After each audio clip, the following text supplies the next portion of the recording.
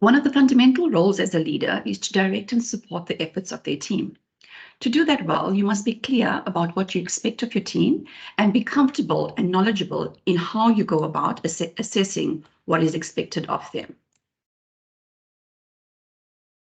There's a saying by Tony Robbins that goes, "Setting goals is the first step in turning the invisible into visible."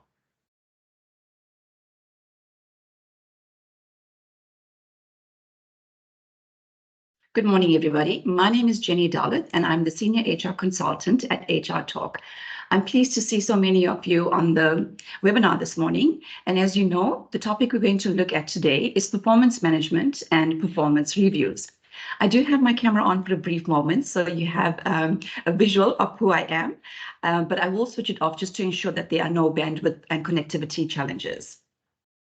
In terms of process going forward, I obviously will share with you some of my insights that I've gathered over the past couple of years, my experience of being a seasoned HR practitioner.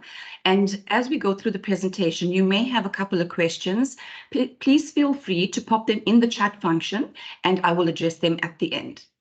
Thank you so much.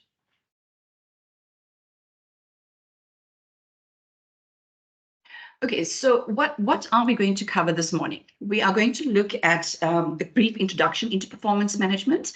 And here what we talk about is, excuse me, traditional versus current practices. So I think for some organizations, we have performance management in some shape, way, or form. So let's look at what we currently do to what you want it to be. We will then go into a brief definition of performance management. We will look at what the performance management process looks like. And then, of course, look at the benefits of having performance management in your organization. We will look at goal setting. I'm sure in your experience, you would have all at some point in your career heard the word SMART goals. We will unpack that a little. We will look at how do you quality assure your goals. And then what I find it to be quite useful is a goal setting checklist. I find personally that if you have a checklist, it just helps ensure that you follow everything that you need to, because sometimes, you get so busy with your daily activities and there's a goal that needs to be done, or your performance KPIs need to be put in place, that you may omit a step or two. Having a checklist just ensures that you take care of everything that you should take care of. I briefly used the word KPIs as well. And what I wanted to say on that was just, I think sometimes organizations use the word KPI and goals interchangeably, and that's okay.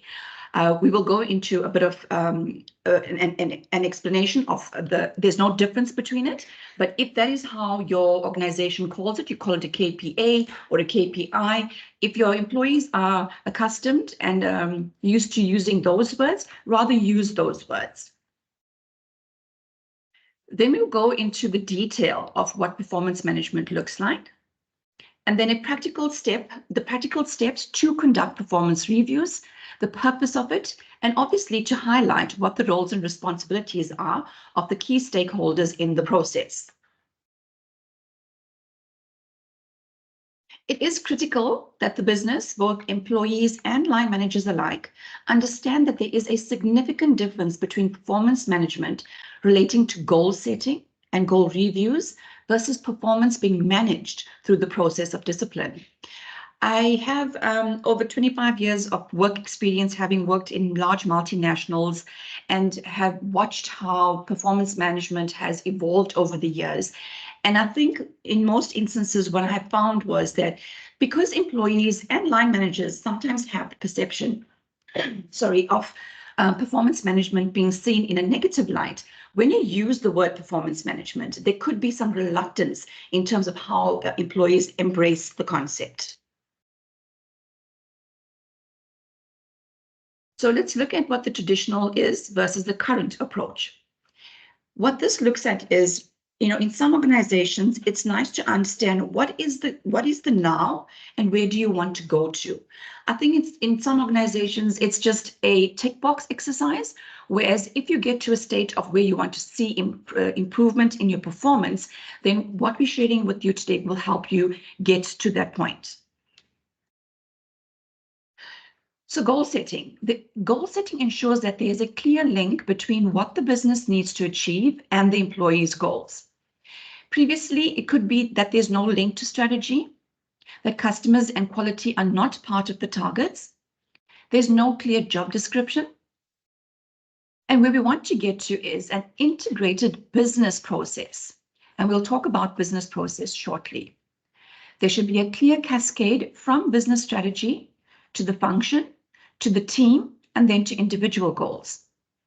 There should be a standard performance management process which ensures alignment and evaluation based on your full job.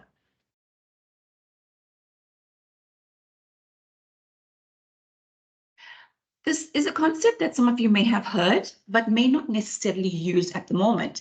And this is the concept of one-on-ones. This is where regular individual and team discussions occur. So the from would be there's no one-on-one or team meetings, or there's a lack of clear, consistent communication around progress. And sometimes line manager capability is not developed. We sometimes assume that because you're a line manager, you automatically know what needs to be done and how it needs to be done. But this is not something that we take for granted, and we should actually assess the capability and sorry, there's a word I was looking for. There's the capability of line managers and the capacity of line managers to actually manage this process. The two will be regular monthly progress discussions against goals. And you may think that monthly discussions may be too much. If that is the case, you can do it every second month, or you can do it once a quarter. Best practice does tell us that monthly discussions are ideal. The line manager capability to develop, engage, and motivate people. As mentioned earlier, we should not ever assume that line managers know exactly what needs to be done and how it needs to be done just because they are a line manager. To ensure that performance management works in a seamless and in effortless and in a way that's understood by both the line managers and the employees, it is important to make sure that line managers do have the required capability to manage the process. And then, of course, to ensure continuous development in the role of the employee. And when I say employee, remember as well, as a line manager, you are still also an employee. So you, as much as you have a team reporting to you, you report to a line manager as well. So when I talk about development, when I talk about capability of the employee's role and responsibility, as much as you're a line manager, you share some of that responsibility as well. And then from a formal review perspective, self-assessment, formal reviews supported by customer feedback. The from would probably be one annual review or no review, little or no customer feedback, review based on anecdotal feedback or relationships. And I know as I'm going through some of these statements, some of them may ring a bell with you. So the two would look like a self-review, and we'll talk about what a self-review is. Evidence or customer feedback, formal review with the line manager, and reviews supported by evidence and feedback. As explained, when I go into the detail of performance reviews, you will see exactly what I'm talking about. So let's quickly define performance management. This statement for me is an absolutely important statement where we say performance management is a business process. In many organizations, performance management, for whatever reason, is seen as an HR responsibility. While HR is there to ensure that the process happens the way it should be, that guidelines are in place, etc., to support both line managers and employees. But ultimately, it is a business process and not an HR process. And it's a business process that links what individuals and teams do on a daily basis with the larger goals, values, and cultural practices of the organization and the needs of its clients. I think all too often we assume, when I think about it, and I remember having these conversations when we ran focus groups to understand, how do employees feel about performance management. In one of the organizations that I worked with, which was predominantly in Africa, we had rolled out, and I had led the project on rolling out performance management across 6 countries simultaneously. And when we ran focus groups, to try and understand what are employees' perceptions, beliefs, and understanding of performance management, one of the key things that came through was that employees sometimes sit there thinking, well, this is the job that I do. So let's use an arbitrary example. I am a creditor's clerk in the finance team, and I don't have any goals in place. I know what my job requires of me, but I don't ultimately see like what I do, how does it impact what the business needs to achieve overall. If a person fully understands that your role, remember, your role wouldn't exist if there wasn't a need for what you do and how you do it. So don't underestimate the role that you play. And I think that's why it's important when you're doing performance management to ensure that when you set your goals, these goals can be seen by the employee in terms of how what they do does contribute to what the business achieves. It is a process for establishing a shared understanding about what is to be achieved and how it is to be achieved. It is an approach to managing people that, when it's done well, it does contribute to enduring and a healthy organization. So let's look at what are some of the stages of the performance management process. Now, what I'm explaining to you, and I actually meant to say this at the beginning of the webinar, was that what I'm sharing with you may sound like it's complex, but it doesn't need to be complex. One of the things you will assess for your organization is the maturity of the organization, and also what your past or current practices are. So you may not necessarily have to adopt all of the steps that I have mapped out, or the steps that have been mapped out as best practice. You may decide to do it in a far lighter way, but having some integration of these steps would be important. It does not need to be a complicated process. So where it does start is that you could have an organizational annual strategy review. Some organizations may have a organizational strategy that is a 1 to 3 year plan or 3 to 5 year plan. Whatever that plan is, it's important that that is communicated to employees. When that happens, we call this next process a goal cascade. So let's play a practical process out. You have the board of an organization, or you have the senior management team of an organization. They have sat together, they have come up with what the annual strategy is going to look like. When that happens, each one of the senior team or the board members agree what their goals should be. This is then cascaded to the employees who report to them. Once that happens, the next line of managers will then cascade it to the next team and then to the next individual. However, whatever your hierarchy looks like, that cascade will continue until it reaches the individual. And like I said, you then get to a point where Jenny, as an individual, now works with her line manager to ensure that her goals are aligned to what the team needs to deliver, to what the business needs to deliver. Best practice also says to us that it is advisable to have an interim or a mid-year review. What you don't want happening is you have a 12-month goal period in which you need to achieve your goals. And then come month 12, this is the first time you're sitting with your line manager or the first time you're sitting with your employee. And at this meeting, you then realize, well, actually, I wasn't able to achieve my goals because there were numerous external variable factors that influenced what you needed to do. But because you haven't had the conversation either monthly or even midway through the performance year, it then becomes a more difficult conversation to have, because you could say to your employee, but you never said this to me. And then Jenny is going to say, but I never had an opportunity to actually say to you, these are the challenges that I'm having. This doesn't take away from the fact, right, that obviously, you see your employees daily, or you see them weekly, or whatever the case may be. So I'm not saying that you don't talk to your employees, but I'm just saying that when you have goals that are set, what does work is having regular check-ins. And if you don't have monthly check-ins or quarterly check-ins, at minimum, have a 6-month check-in.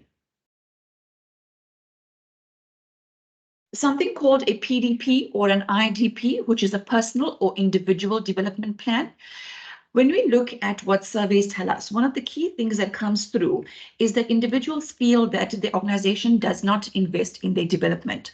For this reason, it is quite important to have the conversation with your team to understand what are their aspirations, what is it that you can do, or how can they actually grow themselves so that they can either progress in their roles or advance to a different role. Often we also have this conversation that when we talk about support that we give our employees, or when we talk about study schemes and what you can study and what we will support as an organization, it's always important to ensure that there's a caveat that says, if Jenny is an HR practitioner, well, guess what? We're not going to pay for you to do to become a nail technician, as an example. So it has to be aligned with either what the person is currently doing or what they aspire to within the organization. And then, of course, the final or full year review. So this is obviously at the end of your 12-month period. This is you now sitting with your employee or you sitting with your line manager, having a conversation about how you went about achieving your goals, what goals were achieved and what was not achieved and why. There's a process called calibration. And like I said, it does depend on the maturity of the organization and what some of your current practices are that may influence whether you actually do calibration. We will go into what calibration is about a little later. I think the process that actually holds all of this together, remember we spoke about one-on-ones. We said either have it monthly, or if that is too frequent for you, you can have it every second month or once a quarter. But we do encourage having these one-on-one conversations. Let's look at the benefits of the performance management program. So the first thing is it does build a culture of performance in that it does connect employees with business priorities. It provides clear and personal accountability for delivery because I, Jenny, now know what I need to do and how what I do contributes to what the business needs to achieve. It creates strong engagement, creating a culture that drives performance. And I think we hear this quite often, high performance culture, or, how do we talk about driving performance in an organization? Having something like performance management is one step in getting there. The next benefit that I would like to focus on is on the execution of strategy. Now, as a senior leadership team or as a board, what is the point of having a strategy in place, but the only people who are aware of what that strategy is either the board or the senior members, but not the rest of the business? Remember, what drives the success of the business is not just the senior leadership team or not just the board, but it's every single employee who understands what their role is and works towards executing what the overall business strategy is. So it does enable the execution of the organization's business strategy. If you have a corporate vision, your business strategy and operational targets will be translated to all employees. All employees will now be aware of this is what our organization ultimately wants to achieve, and this is my role in making sure that I help drive this achievement. Which talks to the next point, which says that it allows, employees to understand their individual roles and their responsibilities and link their goals to strategy.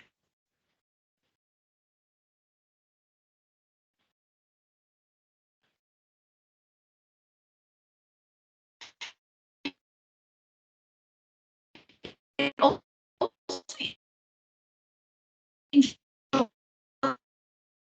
is employee involved.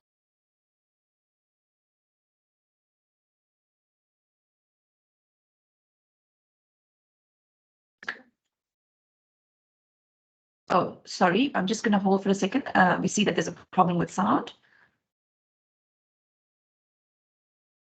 Okay. You know that you can hear me? Take that as a yes. Okay, so moving on, as we're talking about improving line manager capability. Performance against goals is enabled through regular team meeting per year. The performance review outcome. Oh, okay. Let me just pause for a second. I see that the connection is not really good at the moment. Sorry, 1 second for us. We assume that it could be the Wi-Fi. Please hold for me.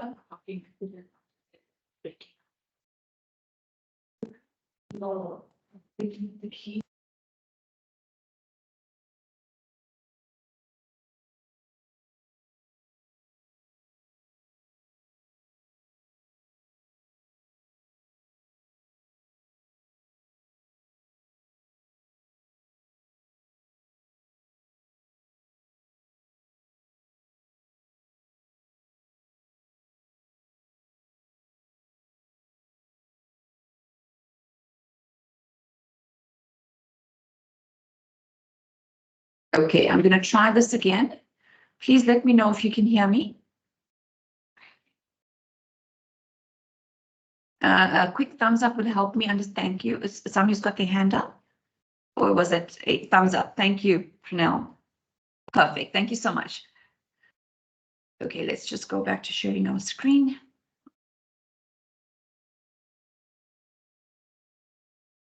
Sorry.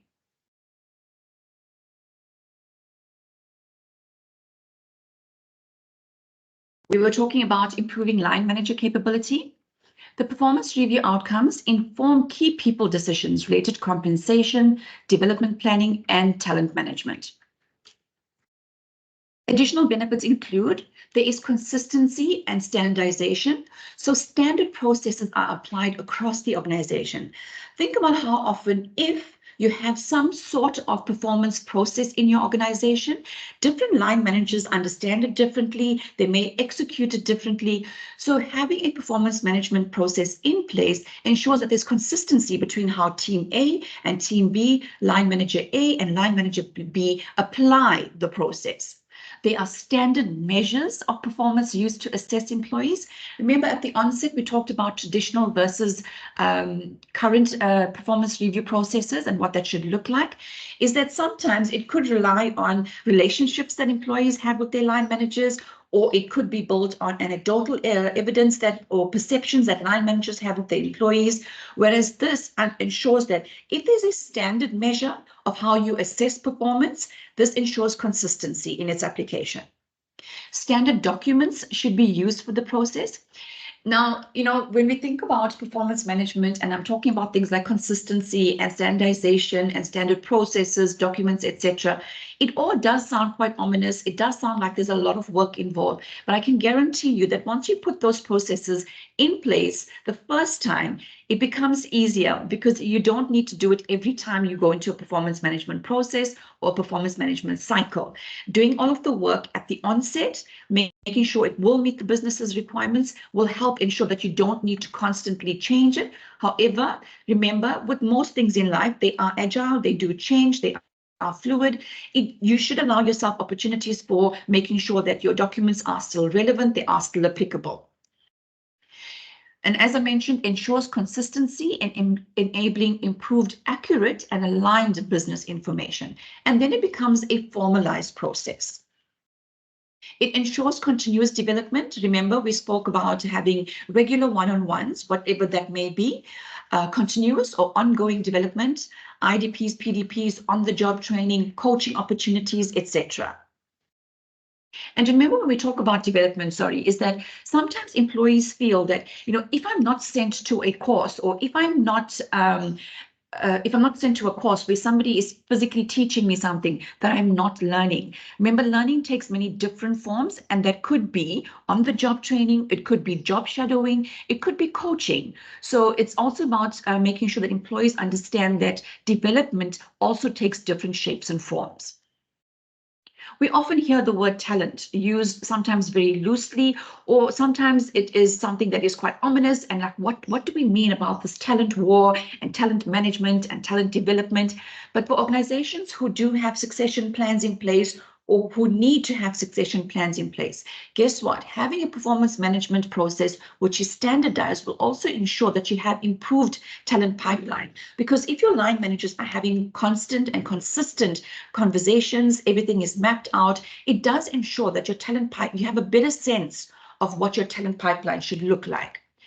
There's more robust succession planning, obviously, because you know what needs to be delivered and what each individual's capability is within the team. It does improve workforce planning, which obviously ties into your talent pipeline.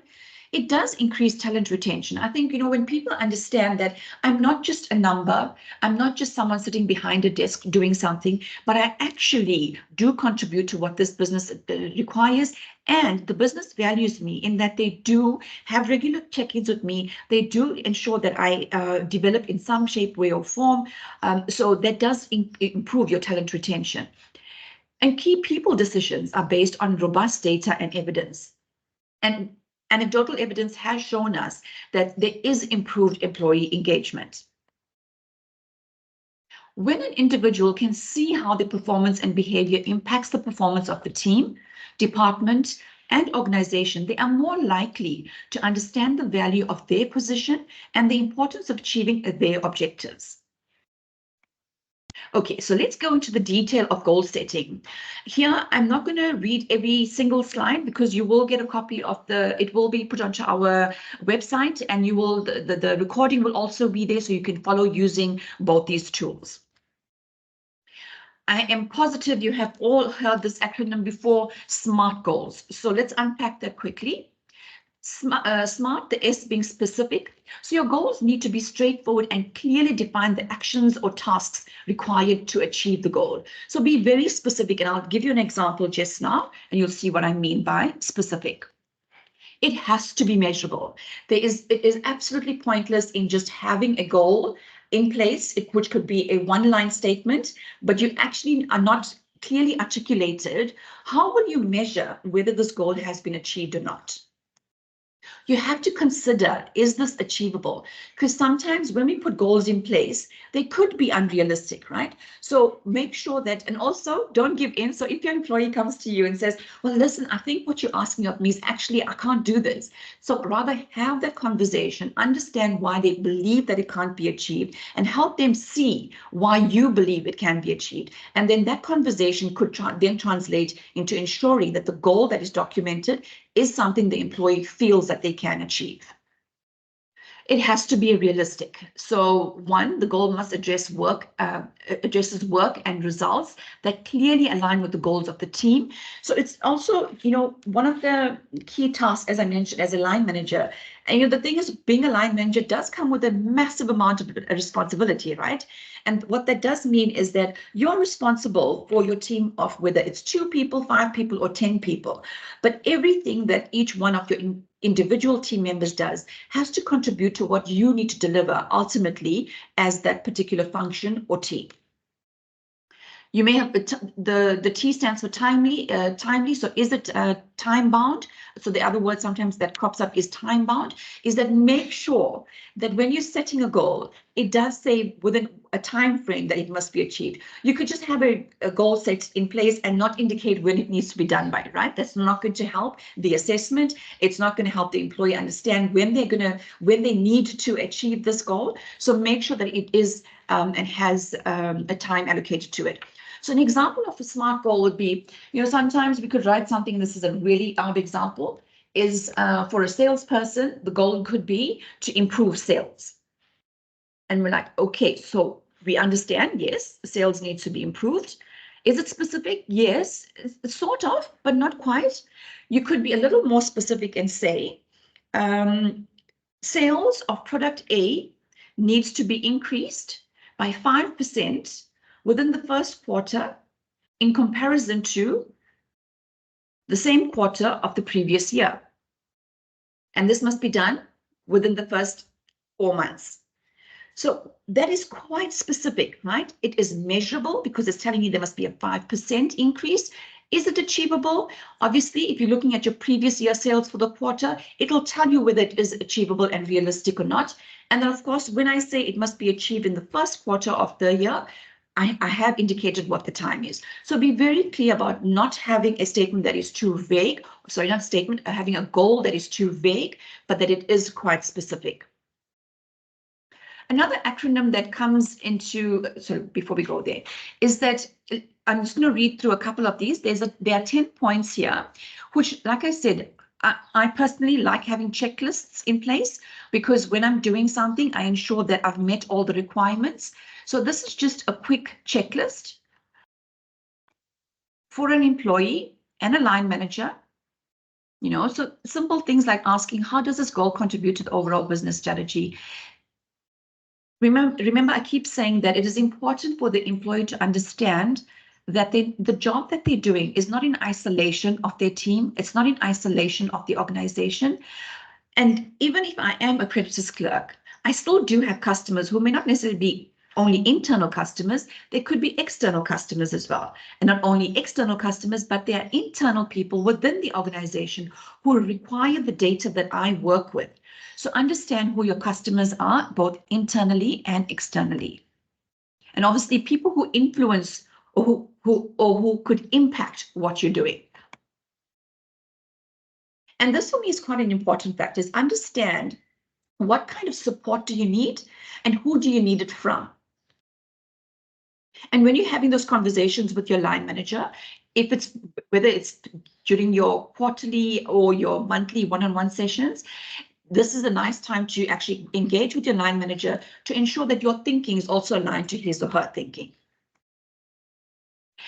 And I think it's also important, remember we spoke about, is it achievable and realistic, is to think about what would be some of the barriers that could prohibit you from achieving those goals. If you're able to articulate that, you're also then able to say, what can I do to ensure I get rid of those barriers? Or what do I need to do to enable me to achieve my goals? So understanding what those possible barriers are is also quite important. And then obviously as the employee, as the line manager, look at ways in which you can achieve your goals in the way in which they are measured. And then remember we spoke about IDPs or PDPs, is do you need any development to help you achieve this goal?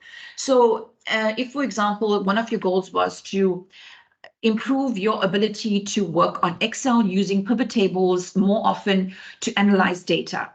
So if you unfortunately haven't worked on Excel before, or if you haven't used pivot tables before, it's, well, maybe first I need to go on an intermediary Excel training course that will help me understand the basic principles of how you work pivot tables, and that will help you achieve your goals, right? So be clear about if you require development to achieve your goals, have the conversation.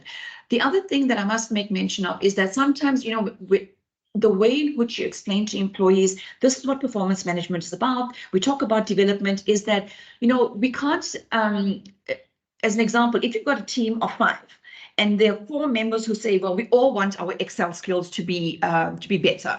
Yes, absolutely. But we need to be realistic about what we can and can't do, because sometimes when we put something like this down on paper, then guess what? Your employee is going to hold you to account, right? But you said that in order for me to develop my goal, that if I need development, that is a conversation that needs to happen. It may not necessarily always be an easy conversation, but it is a conversation all the same that does need to take place.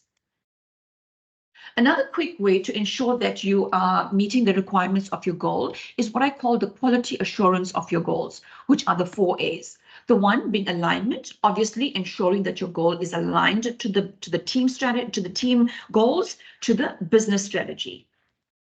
Agreement, there must be agreement between yourself and the employee. This may sound like, Jenny, what are you saying? Like, obviously it's going to be an agreement. Not necessarily, because remember the conversation does need to take place between both the line manager and the employee, and you both need to be in agreement that if Jenny says, if the line manager expects that Jenny is going to increase sales for product A by 5%, then Jenny needs to agree to that, and the line manager needs to ensure that he or she is also in agreement with that. As a line manager, I could say, well, I think it should be 10%. And Jenny says, well, I actually think it should be 5%. Let's have the conversation. Okay, maybe let's make it 7.5%. Also, this doesn't mean that when an employee says, well, actually, I think you're being unrealistic, it gives them a way to get out of agreeing to the goal. Everything that we do and I think this is an important statement that I'm about to make, is that everything that we need to do has to do with communicating and communicating effectively as line manager, subordinate, employee, line manager.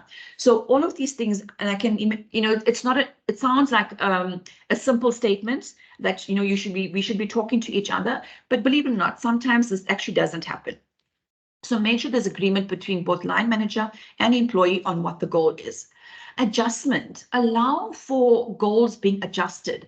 Now, this as well, like I said, you've got to be mindful that when you say something like this, it doesn't mean that every month Jenny now comes to line manager and says, well, actually, I don't like these goals, so I want to change my goal. No, we need to agree in our first session where we agree on what the goals are, that should some external variable affect my ability to achieve the goal, let's have that discussion, as opposed to, I now no longer like this goal, or I don't think I'm going to achieve it because it's unreasonable. We would have had the conversation in month 1.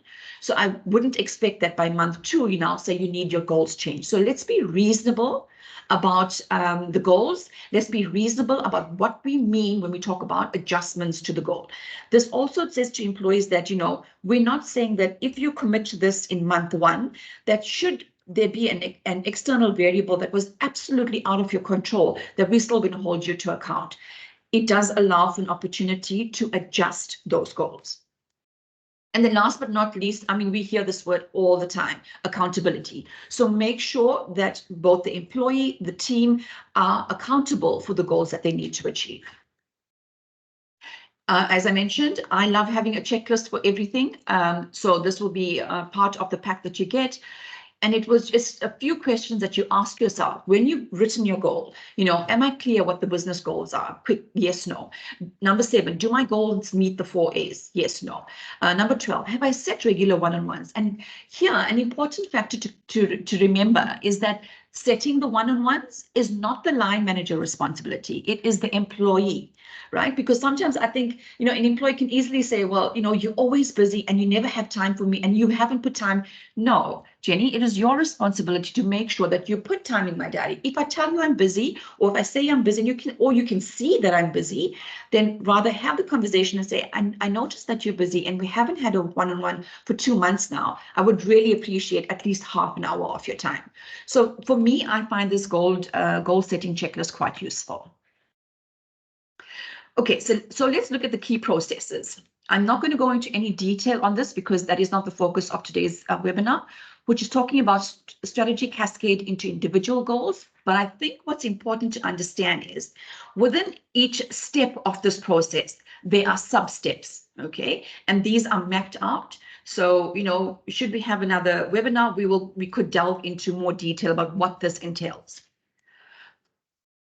What we are talking about is interim performance review and annual performance reviews. Now here we've mapped it out, like I said, step by step, what do we need to achieve? And we'll go into a little bit of detail shortly. Remember, I mentioned calibration session. It may not be necessary for your organization, but if you have a rather large organization where there are multiple teams, to ensure that, line manager of team A and line manager of team C in dispatch versus the HR team, are we calibrating consistently? So that's the purpose of a calibration session. And then, of course, the final performance review discussion.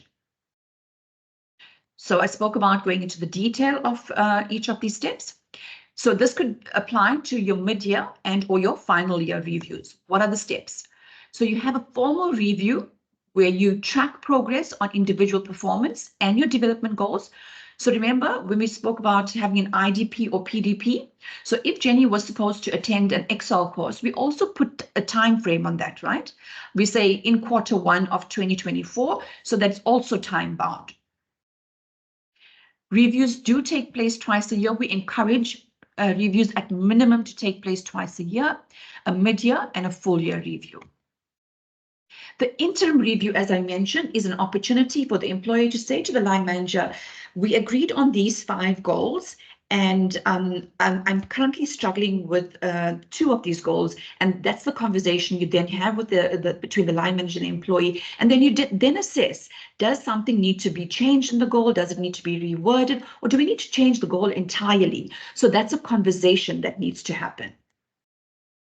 At the annual review, remember we also spoke about gathering evidence. So when you go to, as an employee, when you go to your performance review assessment, whether it's mid-year or final year review, is make sure if, for example, we talked about the sales example where you needed to increase sales of product A by 5%. Make sure you've got your sales data. You show that in Q1 of 2023, this is what the sales are. And in 2024 Q1, this is what the sales are. That's a quick, easy piece of evidence to have, right? In the Excel example, you know, a certificate that shows completion, or a register, or an email that confirms, Jenny, congratulations, you've completed your interim, your intermediate Excel training course. So whatever that evidence may be to support your progress on that goal. And then remember, your mid-year and final year review and your PDP comments are completed on the agreed template. Remember, we spoke about standardizing your documents as well. So make sure that if you have a document in place, and we strongly encourage that you do have one in place, that it's documented on this template. Okay, so let's talk about your interim review. What are some of the steps that your employee needs to take? So you've signed off, right? In month 1, you signed off your performance agreement. We then move on to, now you're getting on to month 6. So before you get to your interim review, the employee collects input from others. Remember, we also spoke about customer feedback. You know, because let's be realistic. Not every single position interfaces with other departments, but in most cases, there is some kind of integration or an overlap or support that is either that you give to another team or another team needs to give to you. So if there is that connection between the two teams, is to make sure that you get input from others if what you're doing influences what they do. So the employee collects feedback from peers, stakeholders, and customers, etc. And then we collect all of our evidence. We get ready to have our interim performance review. We now sit with our line manager. We then document and we have the conversation where we look at our progress against goals and we complete the interim review form. Your employee then submits review to the line manager along with performance evidence 1 week prior to the interim review discussion. You could say, you know, it's 2 weeks depending on the nature of your organization or the work that you do. You could say, well, I need 2 weeks to review all of this, or you may have a very big team. So you may give them, you know, Jenny, Charlene, and Nikki will submit the evidence at this particular point in time. Sabelo, Clarice, and Danelle will then submit the evidence at the next point. Manage it in a way that works for you. And then manager reviews the portfolio of evidence from the individual and sets up the interim review discussion. Now, this sounds like there's a lot of pre-work that needs to happen. What does sometimes work is that if they like, I mean, we all know as line managers, right, have lots of things to do. If this is not an option, then what you could do as a practical way is say, yes, the evidence gathering still needs to happen. As a line manager, I don't have capacity to go through it prior to the meeting. Can we do it during the meeting? If you have the time to do it then rather do that. So do what works for you. And then, of course, there's the interim review discussion. And as I mentioned, there are steps that are outlined here, which I've been talking about. So I'm not going to go into too much detail because I am mindful of time and I do want to give you an opportunity to also ask questions of clarity. But basically, it talks about making sure that the conversation happens, that the employee is able to give evidence to their line manager of their progress against the goals that have been set, and where the employee is struggling with achieving some of the goals is to have that discussion of whether the goals can be adjusted or changed. We don't recommend changing goals unless absolutely necessary, but we do say allow for the opportunity to adjust goals. And then, of course, as we mentioned, I think a nice time to actually assess someone's PDP or IDP is mid-year as well. If you have a full year or if you have 12 months to achieve what you need to develop on, a 6-month period is a nice time to actually assess. Okay, Jenny, so we said at the beginning of the year that you were going to be coached by Charlene. How did that go? How many sessions did you have? You know, have an appreciation and understanding of how Jenny progressed against her development plan as well. And then, of course, remember this infamous standard template. Make sure that it has been completed by the employee and that the line manager has completed it by putting in his or her comments and then signing it off. And then, of course, handing this over to HR for safekeeping. The annual full year review follows the same process. Okay, so basically gathering your evidence, setting up the meeting, going through the documents, understanding what you achieved, how you achieved it. Now, if your increases, right, and this is an important statement, is that if your increases are linked to how employees perform, and if they get ratings, so you could use a rating scale of 1 to 5. We suggest that you don't communicate at the session. Well, Jenny, actually, you got 3 out of 5 out of the session. What helps is to, remember we spoke about calibration, is that to ensure that there is consistency in how employees are being assessed, is that when the senior team meets as a team, is for them to then discuss and then agree. Listen, Jenny, well, actually, you know what, line manager Nikki, I don't think Jenny was a 3, because if I look at how Charlene performed in my team, she did far more, she achieved far better results, and that's what a 3 looks like. So I also think that it's important to understand, when you are rating employees' performance, what does a 1, 2, 3, 4, or 5 look like? Or if you're using any other type of rating scale, is to clearly articulate what that scale is. Okay, and remember we spoke about a calibration session. You may or may not use that. And then last but not least, remember there are 3 parties to this. As much as this is not an HR process, this is a business process. But each person, the line manager, the employee, and the HR person or persons are responsible for certain activities.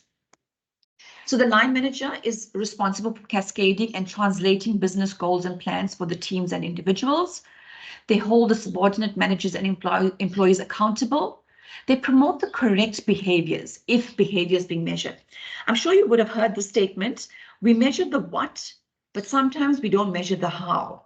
And I think it is important for both line managers and employees to understand that sometimes you could achieve the what, but the how, in how you went about achieving it, you could have upset the rest of your team members. You could have made your customers extremely angry at you, but you achieved your goal. So, as much as we talk about achieving the goal, what is important is the how. So we do suggest that, you build in something like, how will you go about achieving it, and build it into how the employee is being assessed as well. And then we talked about role modeling by having regular one-on-ones with direct reports, etc. Drive on-time execution of performance management activities as per the calendar. So you know that if you agree, you can have one-on-ones quarterly or monthly. Make sure you stick to that, as much as employees are responsible for setting those one-on-ones. If you say that you're going to have interim reviews, make sure that it's put into your diary as well, and then share what you learn with your peers. As line managers, remember we spoke about you could either be a board of people that manages a business, or you could be a senior team that manages a business. What generally helps is, as line managers, to share your learnings with each other, right? Because Jenny, when I was managing my team, well, listen, these are some of the challenges that I had, but this is how I overcame it. Or, Nikki in my team was really good at setting one-on-ones, but I didn't know how to get Charlene to put those one-on-ones in my diary. But line manager B could say, well, actually, you know what worked for me? So don't underestimate the power of learning from each other as well. And I think it's absolutely critical that employees understand as well that this is not a process that is owned solely by the land manager, that I equally have a role to play in this process. In that, I need to learn about performance management. What does it mean? Drive and track my performance, right? Because I'm the only person who can manage my performance. I drive my own development plan, and I ensure that my one-on-ones with my manager take place. that I actively engage during one-on-ones. Now, it's pointless setting up one-on-ones or mid-year reviews and final year reviews, and I sit there as a passive member or a passive observer and just let my line manager speak to me, and I don't input at all. No, that's not an engaging conversation, right? And then as an employee is to ask for guidance and coaching where you need it. There is nothing wrong in saying, I'm actually not quite sure how I should do this. You know, is there somebody I can speak to within the team or line manager? Do you have, 15 minutes, half an hour to talk me through what I need to do? Of course, keep abreast of business changes, any changes to the strategy, any circumstances, legislation, etc., which could impact the manner or if you achieve your goals. Gather performance evidence throughout the year. So don't wait for the interim year review or the final year review and then like scramble around. Oh my goodness, now I need to get evidence because now I need to have my conversation with my line manager. Keep that document live. That as you're doing things, even if you just keep a little folder where you can put all of your evidence in as if you're talking about getting customer feedback, a customer may have sent an email who said, Jenny, thank you so much. It was absolute pleasure working with you. You really helped me through this difficult situation that I was faced with.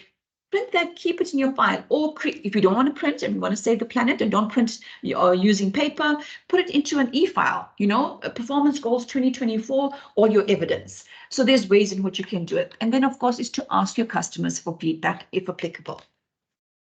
As HR, bottom line being HR is there to support and guide both the line manager and the employee and make sure that, if as a gentle reminder, line managers, employees, whether it's a business-wide communication that goes out at the beginning of the year to say, it's once the business strategies have been cascaded, please don't forget that we need to start setting goals. At interim, just maybe a month before that happens, do a quick drive to say, well, we should be preparing for interim reviews right now. So start gathering your evidence, whatever that is. The role that HR plays is to ensure that we keep the process alive by bringing constant attention to it. But remember, I keep saying that HR doesn't own the process. And then this is the last slide, is that if you have performance management in your process, in your business, think about some of these points. But if you don't have it, a way to assess whether you should have it is to ask yourself some of these questions, and that will tell you whether, where you are in terms of maturity. Are you ready to be able to do this? Or it's a check for, well, I don't really have goals that are SMART. So what do I need to do to actually ensure employees understand what a SMART goal is, etc., etc. So you will have this quick checklist as well that will be put up on our website that you can access. And that is the end of the presentation for today. I just want to check if there are any questions. So I'm quickly going to change my screen and go to, are there any questions? Okay, so it says, will the slides be shared? Yes, it will. Does performance management also entail work back plan? If so, how? Thank you. Boipela, if I can just understand what you mean by work back plan. You can either type it or you can unmute and just say, or you can raise your hand, Boipela, and Charlene will give you access to speak.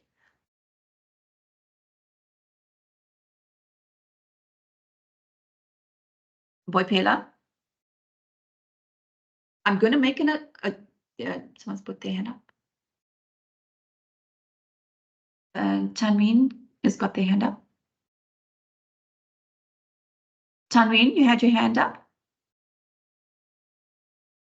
Yes, thank you. Sorry, I just unmuted myself now. Good morning, and thank you for a very informative session. I really enjoyed it and appreciate it. Thank you. However, what I'd like to know is that the components of setting up the template for the appraisal performance, are you able to share something on that for us? I came a bit late, so perhaps you mentioned it. I could have missed it.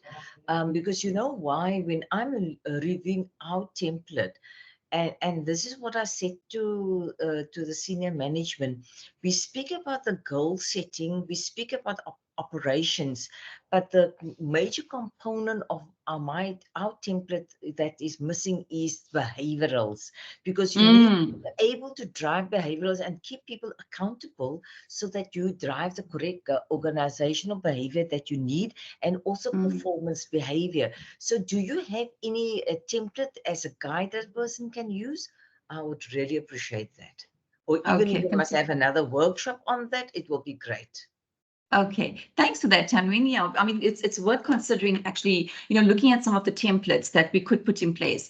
Tanween, what you can also do, and I think we will have access to your email address, etc., is I will touch base with you because, like I said, in my previous life, I worked for multinationals, and one of the key things that I found worked really well is clearly articulating what good behavior looks like and what is behavior that is unacceptable. So, also apart from just having it built into your template, I think it's worth also articulating what that looks like, because we can say that, we expect you to behave in a certain way, but if we haven't articulated what that way is, then employees and line managers are not consistent in their understanding of that behavior.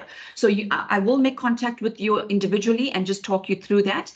We do have templates, but what we find is that, we do need to work with each organization independently to understand what do you currently have in place and how can we help you tweak it. We don't want to change what you've got, but we want to help make it better. So I will keep in touch with you.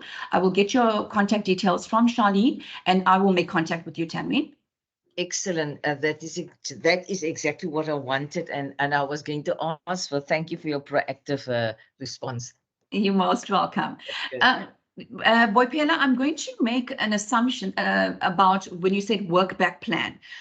In my understanding of what a work back plan is, as an example, is if a person is studying, so this is the only time that I've come across a work back plan, is if you're studying, as an example, and it's a 1-year course, and my payback will be that I commit to staying within the organization for a year after I complete my qualification, because that way I've not invested in your development and then at the end of the 12-month period just let you go, because I've invested both in your development personally, whether it's on the job training, coaching, etc., and actually investing in you going to study somewhere, etc. I don't want to lose the value of that return on investment. So that's the only time I could possibly think about a work back plan.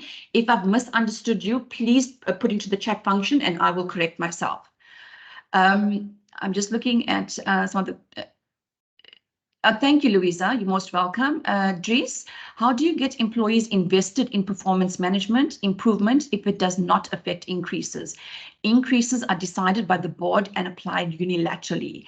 Yeah, so that's a tough one, hey, Dries, because you ask yourself, well, then what's the point of me doing all of this, and why do I have to have goals in place? So it does become. I'm not going to, sort of make it sound like everything is all, when you have a plan on paper, it looks awesome, but I'm not going to say that in execution, it is equally as awesome. You will have challenges. And if someone can't see how what I need to do affects whether I get an increase or not, it does become that much more difficult. From my experience, what has worked is that when you have to put goals that are not directly linked to increases is, find a way to help employees understand that when we put these goals in place as well, it's there to help the employee also channel and understand what their focus area should be. Now, remember, we spoke about having a job description in place. Remember, having goals does not mean that I forget about what my job description is. Having 5 goals that I've agreed with my line manager doesn't mean that I don't focus on my core job. So, you need to have a different kind of conversation. So like I said, I'm not going to say that everything is always fantastic. It is a challenge, but it's about how you navigate through the challenge by helping an employee see the purpose and the benefit of having those goals, because it helps direct their work, right? I hope that helps answer your question, Dries. If not, happy to have a conversation with you. You can contact HRTorQue, and I'm happy to have a one-on-one conversation with you. Ayanda, you're most welcome. Corney, I have to say, oh, thank you. Your presentation was awesome. The way you explained everything made it easy to follow. You're most welcome, Corney. Boipela, perfect. Thank you. When I have a clear understanding on work back plan, fantastic. You're welcome, Dries. Any other questions? There's a question in the question and answer tab. I'm just switching quickly. Mine's is taking very long, Charles. Yeah. It says, hi Jenny, in my company, we actually do not have line managers. We have self-managed team. We do, however, have a managing team, but it's not practical for management team to run with this process. Do you have any suggestions on how we can go about? Okay. Sorry, I was just asking Charlene to read the question out to me because it's in the Q&A and I'm for some reason it's not showing on my screen. As you can see, this is the problem reaching this app. So basically the person said that in their organization, they don't have line managers. They are self-directed teams.